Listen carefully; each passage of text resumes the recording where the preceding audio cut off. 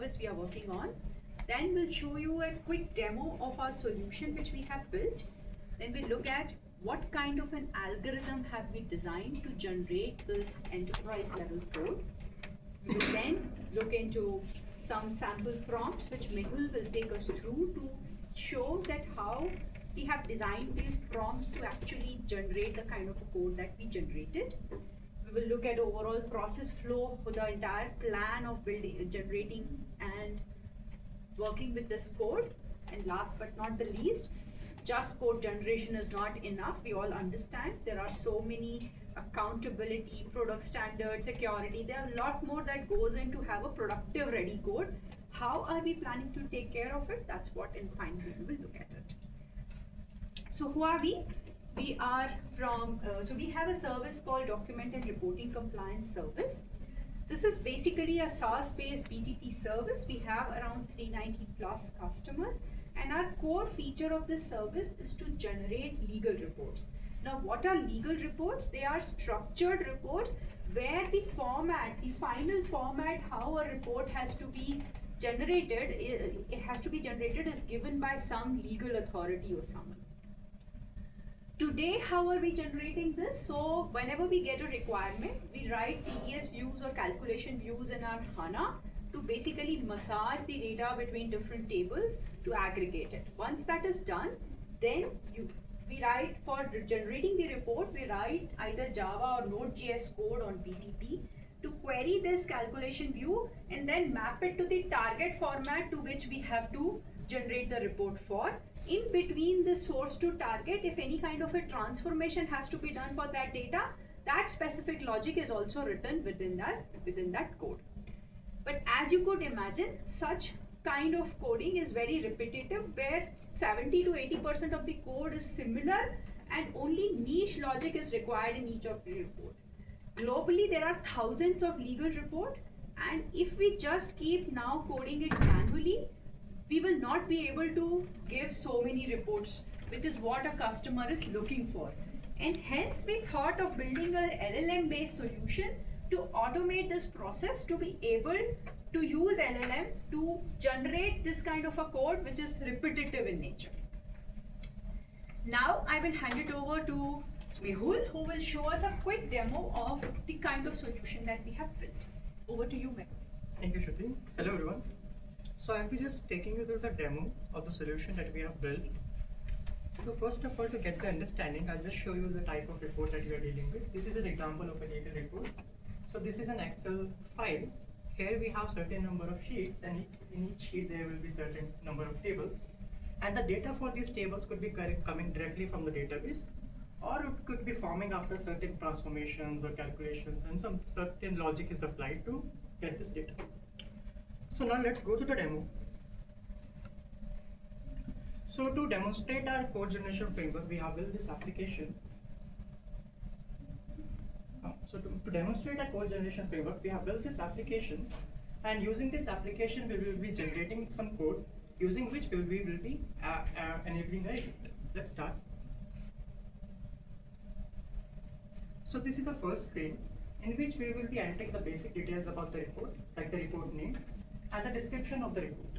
Description tells us the business goal of this report and the format of this report, which is Excel in this case. This is the screen 2.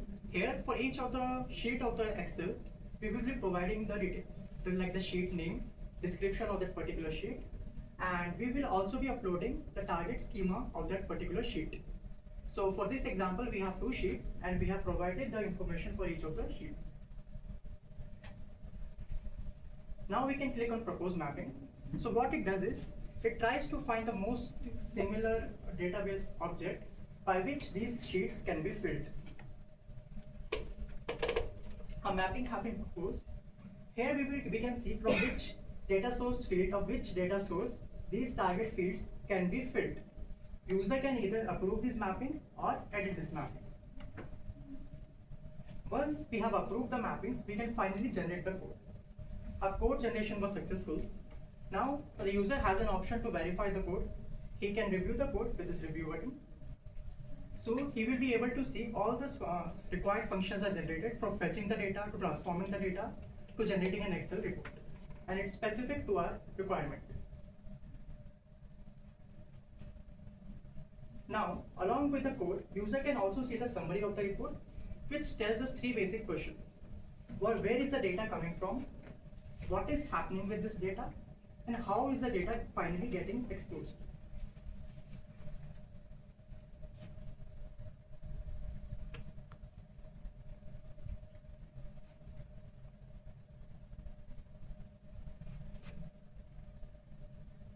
Now, along with the code, we had also generated some unit tests for this code with the test generator module. And we can see how these tests, how our code performs against these tests with this test report. And we can also see the code coverage of our generated modules.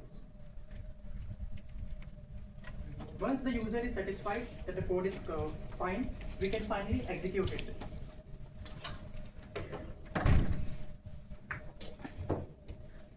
So the code execution was successful and a legal report was generated. Now we will just open it to verify. As you can see, we have two sheets in this Excel document, and all the tables conform to the requirements of our project. That was all for the demo. Now over back to the Shruti. I mean, after looking at the demo, it might come to your mind that this is your requirement, and for that requirement you must have written some prompts with which you are able to generate the report or the code for the report that you want to generate. How do I basically use it in my case? I mean, how is it relevant to me? If I have to generate a code, how will I do that? So what we have with the experience that we basically gained, or when we try to build this solution, or the research that we have done, we have divided this whole algorithm into 6 steps. The first step basically is to split the logic, split the code. What it means is, our understanding is when we want to generate some repetitive kind of a code, it falls into the code logic. The entire logic basically falls into 3 categories. First category is basically that kind of a code that can be generated based on some configuration. So you pass some configuration, you define a template, and the code got generated. The second category is that core logic of that specific module, task, class, whatever you want to generate, that core logic which is very niche for that specific task for which you are writing the code. And the last piece of your this kind of a logic is the common logic, which is most of the time same for almost all such repetitive logical programs that you need to write. So the first step basically is to split your code logic into these 3 categories. Once that is done, the step 2 is that to formulate this configuration file, you basically define, maybe you build an app to collect this configuration, or you basically have another program with which you are generating this configuration file, but you need to think how to build this configuration file. Once that is done, then you write basically a prompt to pass this configuration file to that prompt and generate the code for that configuration part of that code. The code that can be generated by just passing this configuration file. The step number 4 is the most critical part, where where you want to now generate the code for your task specific core logic, but you want to have a kind of a framework, kind of a setup to do that. You can't now write a prompt just for that report, but you want to have a generic setup to do it. And there we have taken the help of 2-step prompting, where we have prompt number 1, to which we have passed certain instructions to say, you give me a prompt for me to generate a code which is basically for my niche requirement which I have. And then when dynamically LLM gives you that prompt is what you use to generate that task specific logic. Mehul will show us all these prompts to make it more clear. At the moment, just hang on with this thought. 5th is basically to stitch all these functions together along with your common logic. The common logic are thought processes that we will not generate this code, but we actually provide these code snippets already as a repository to this code generation module, where you just take this logic as it is into your program because it's common across all. There's no point generating it. And last but not the least, the 6th step is basically to generate the unit tests and have another module which is running this generated code against the unit test to provide the feedback that is it meeting, is something failing. And this feedback again goes back to the code generation module to adjust the code based on the feedback. We'll see that in the flow.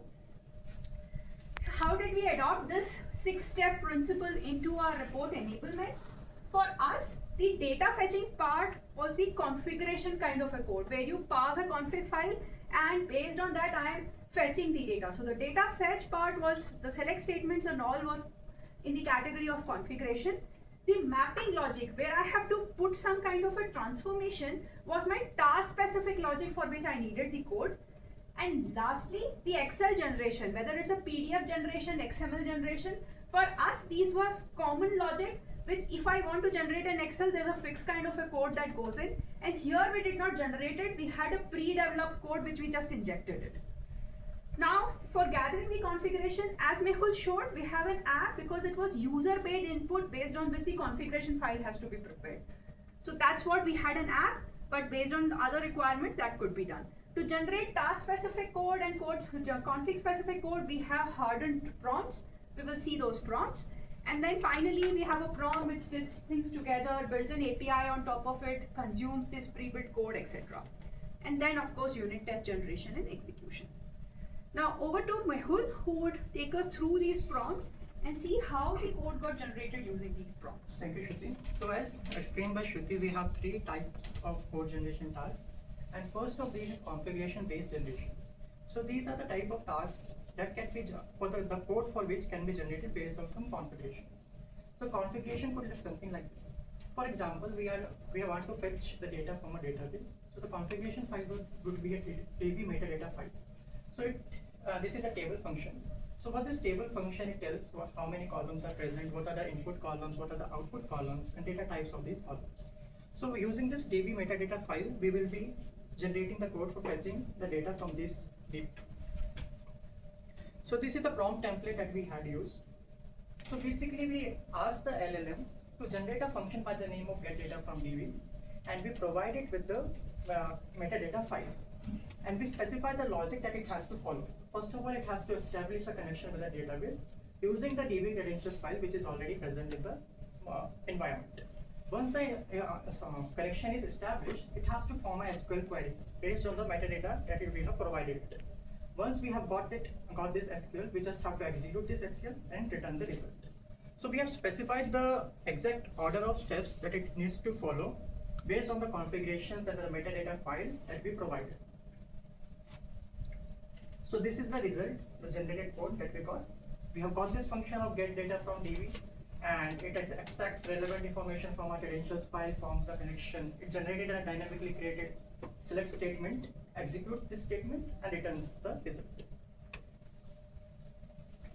Once we have got the function to fetch the data from the DB, next we will be coming on to task-specific logic. This is the core thing for our use case, where we have to transform this data into a certain JSON format from which the Excel can be generated. So in the demo we saw that a user had approved a mapping object which told from which field of which database the target field could be filled. So this is the JSON object that was approved by the user. And it also tells us if any transformations or any functions needed to be applied to this data. So what we need to do is, for task-specific generation, we have to create a dynamic prompt that is specific to this requirement. So that dynamic prompt can be taken up by LLM to generate the code. So this will be a 2-step process. So these are the 2 prompts. So in the first prompt, I will just provide the mapping object to my LLM and ask the LLM, based on this mapping object, just give me a description of the target. So the description could look something like this. The target is a table, and the data to fill this table is coming from this data source. And if there are any filters needed to be applied, we have given the information of those as well. So wherever the filter type is true, just use this data, and there are these many number of columns. And so the data for this column comes from this data for this column comes from this, and sometimes some functions are also applied to this data. So this type of target description we will be getting from this first prompt. So this description will be chaining into my second prompt. So this is my code generation prompt. So this I will just ask, based on the description of the target, you have to generate the code. That's simple.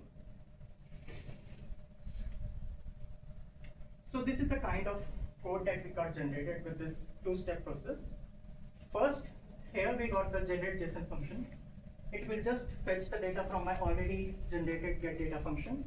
It will apply the filters and finally form a JSON object. Here we are mapping certain fields of my data source to my certain field in my target. So once my data is ready, we just have to form it into an Excel. So this Excel logic is common across all the projects. So we can have it already stored into an artifactory. So we can just pick it from there. Now the next step is to just stitch everything together, all the dynamically generated code along with the already predefined code. So for this we just use this prompt template where we ask the LLM to create a REST API and follows this logic. It calls the generate JSON function we just generated. It calls the Excel generator function from our repository, common repository, and just downloads this file.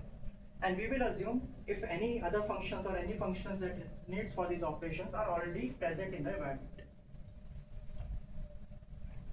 So this is my final piece of code that got generated. We are just calling the generate JSON function, converting it to an Excel and downloading the file. Now over to Shruti to explain overall process flow architecture. So how does this entire process flow works? So as you can see, basically a user is providing an input via the app that you saw with a configuration file to our code manager. We implement it with our agentic concept where we have 3 agents. The agent 1 is basically generating the code. The agent 2 basically is generating the unit test for the code. And there is an independent agent which takes the unit test and the code and then tests it to give the feedback that if there are some shortcomings, basically then the code needs to be generated again in those areas. The code generation agent basically again split into the config code agent and the task specific code agent with the reflections implemented for them again, that it checks basically that if I am generating a config based code, is it generating as per the guardrails, and the same for the task specific, and then stitching it all together using the common code repository that is already there. The key aspect of this whole process flow is that we are not generating the unit test along with the code to kick in some kind of a bias that could come in within the code generation if I am generating the code and the unit test together in a single call. If I just say, okay, generate this code and the unit test, then LLM could get into some kind of a bias that it would try to generate unit tests based on the code that is trying to generate. And that is the key aspect of generating the unit test independently, where you are passing the config files and of course you are also passing the code there, but an independent module is basically generating unit tests for that code.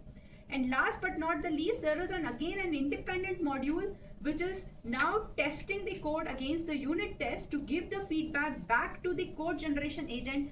Is this code meeting the requirements based on the unit test? So that's the overall flow. Of course, there's a short-term memory to pass on the context among the agents. That's all classical, the way things have to be done. But in general, the key aspect of this whole process flow architecture is that we have independent components doing things independently, like a classical TDD kind of an approach, where you independently build your unit test and your code, and then you test against it to see if you're meeting the requirements. Now, last but not the least, as I told you, just the code generation is not enough to really run things in production. What more do you need to make it really an enterprise level code? First and foremost thing is accountability and license compliance. Now, when I'm generating this code, who's accountable for this code? Is it the LLM who's accountable? Is it SAP who's accountable, or is it the user who's accountable? As per the guideline, you can never make LLM accountable for the code that it has generated. SAP cannot take the ownership because it is based on the user input that the code got generated. Now, to make sure that the accountability remains with the user, we plan to display this code to the user so that the user can really review the code. But the catch here is, if I just show the entire code to the user, there's a chance of a misuse where he can just download that code and can execute it on the site to meet its business requirement, overcoming my license compliance things. And that's why it was agreed with all the responsibles on this area that we would show pseudocode to the customer. At the moment you saw that the complete code is visible, but the target plan is to show pseudocode where the accountability remains with the user. He can review the core logic to approve that yes, this is what I wanted to do, but it cannot misuse the code. So the license compliance is taken care of, plus the accountability still remains with the user. The second part is AI security. You saw that there is a feature of summary where in a plain text we are explaining what this code is doing. This is basically to make sure that not only the user is approving that this is what I wanted, but a 4i principle can be applied, where a domain expert with a simple English can also understand that exactly this is what it is doing and this is what was expected. How that summary was generated was by passing the code back to LLM, asking these three questions: that what am I fetching, where am I, what am I doing with it, and where am I sending. This also safeguards that if in case by accident also there is any kind of a prompt injection, there are people who could quickly review it and then stop it. This is with respect to AI security. Now last but not the least, the product standard compliance. There are many product standards, but in our case section 380 was what was applying us the most, which we had to take care. Like for the first one, take adequate protection measures against prompt injections. If you remember the app which Mehul displayed, we are not taking direct textual input from the users to pass it directly to generate code. We have made it as a form-based approach where only certain things the user can provide, with which basically we are generating, and by checking it against the allowed list and all, we make sure that nothing gets injected to generate the code. The code is only generated by our own hardened prompts which are within our own application. The second thing is basically restrict AI capabilities to minimum business needs. The code generation does not run in production. It will run in a sandbox scenario where a user now generates the code, tests it with its own test data, and once it approves, the code reaches the production. So in the production, you don't generate something and then use your business data with. We only execute the code there which is already tested, which runs on the business data, the actual business data. And last but not the least, treat AI generated output as untrusted resources, and that is the reason this whole exercise of unit testing against it and then making sure that you have agentic approach to really check it against the guardrails and then against summary, and all these exercises are to make sure that we don't blindly trust the code that AI has generated. We have tested it left, right, center based on our compliance needs before we actually send it to production.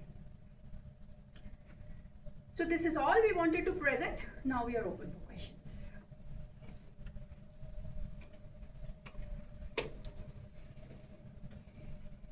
So who created this LLM? Was it based on some Llama?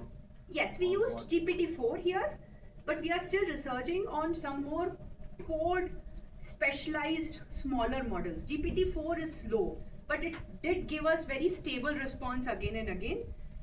But it takes time there, and we are now researching on maybe more smaller code generation specialized models to be a little more faster and more stable. Is it available for use? The solution, no, it is still in research phase.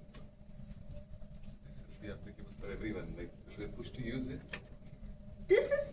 This is basically in our own domain we are building for report generation. What we wanted to present in this tech talk is to build an enterprise level code. It is possible provided we take care of this. So we have formulated this algorithm, and if you in your own domain have such kind of a use cases of repetitive code generation, you could think of applying the same algorithm in your area to automate these things where someone is not manually writing those repetitive logic all the time again. So once the user has generated a code, they generated the report also, so next time they want to generate a report, do they reuse the code? Yes. So basically it is like on a BTP you have service instances, you have two plans. You have a defined plan and you have a production plan. In the defined plan, you are now configuring all these things and generating the code. You tested it like you do it in your dev system, right? You do a testing and then you send it to queue system and then to the production. It's the same cycle that in your dev license plan, you basically tested it and you agreed, okay, this code is basically perfectly fine, and you now send it to your productive license plan. And there, time and again, month and month, you can use the same code unless and until there is a legal change and you want to now generate the code again. Then you come back again to your dev plan and then you readjust it. So it's not that every time you generate the code again. And once you generate the code, the user can debug and give some feedback or something. At the moment, we have not planned any feedback loop back. Only thing that they can do basically is to test it against their mock data.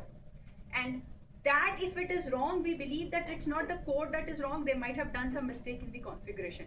Because rest of the things are based on the configuration, we believe if they can fix the configuration, the code should get corrected. So the current scope is only for the reports and you're trying to implement this code? Yes, we have formulated an algorithm which can be repeated in different scenarios. Currently, we are using it for report generation. Is it only for the repetitive work? Or? Yes, as I started my pitch with that basically it is, this algorithm is for those kind of code where there is a repetitive logic with some 5-10% of change that you have to do. But if we talk about a variety of a code where everything is different and there are no patterns, then I don't think so this algorithm can really be applied. This is more to capture those patterns.